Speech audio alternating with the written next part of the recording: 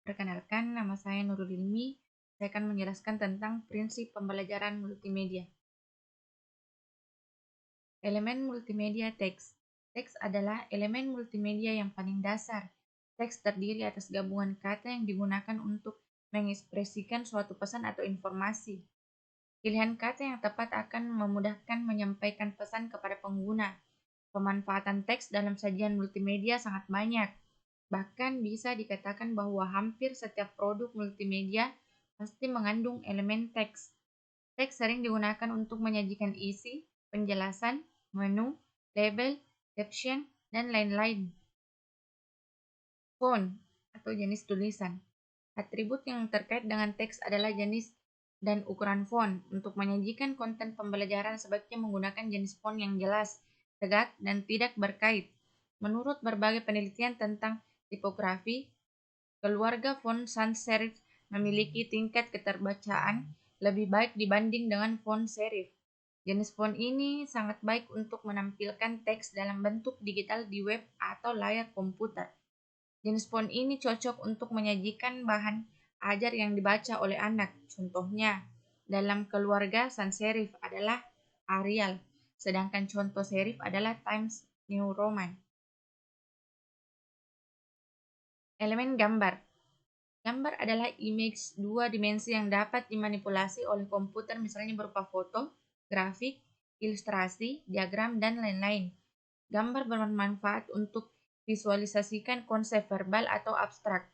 Gambar digunakan untuk memperjelas penyampaian informasi verbal. Secara teknik, gambar atau picture terbagi atas dua jenis, yaitu image dan grafis. Raster image atau bitmap tersusun atas elemen-elemen gambar yang disebut pixel dan umumnya berasal dari foto yang dihasilkan oleh kamera digital atau oleh scanner. Vektor grafis adalah gambar yang disajikan di layar komputer melalui visualisasi persamaan matematis dan bukan melalui penyusunan pixel.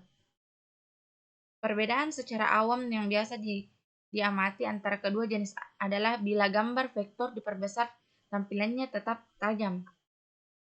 Teori kognitif multimedia. Dalam multimedia pembelajaran, materi disajikan melalui kata-kata baik narasi maupun teks tertulis dan gambar baik diam maupun bergerak. Pembelajaran yang bermakna dengan menggunakan kata-kata dan gambar tersebut dijelaskan dalam teori kognitif multimedia pembelajaran. Teori ini merupakan saluran ganda. Untuk mendapatkan informasi dari sajian multimedia, manusia mempunyai dua saluran yang terpisah, yakni telinga untuk menerima informasi verbal atau auditori dan indera mata untuk menerima informasi gambar atau visual. Kapasitas terbatas. Pada saat yang bersamaan, manusia hanya dapat menerima dan memproses informasi yang terbatas pada tiap jenis saluran atau indera. Informasi yang masuk secara berlebihan pada tiap saluran akan membebani memori kerja manusia. Oleh karena itu, ketika menyajikan multimedia, sebaiknya kita pilih bentuk media yang dapat ditangkap oleh kedua indera tersebut secara berimbang. Prinsip dan temporal contiguity. Animasi dan video harus disajikan bersamaan dengan narasinya. Bila animasi disajikan terlebih dahulu, kemudian baru narasinya disuarakan, maka tentu saja siswa akan mengalami kesulitan untuk menghubungi keduanya. Hasil penelitian tentang penerapan prinsip temporal cogniti dapat dilihat pada gambar di bawah. Gambar di samping.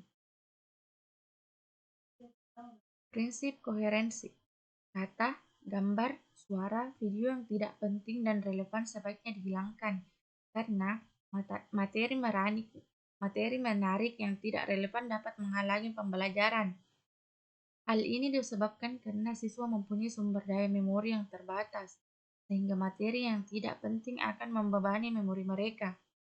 Dalam hal ini, kita harus menghindari memasukkan suara yang tidak relevan seperti musik latar belakang yang tidak relevan dengan materi.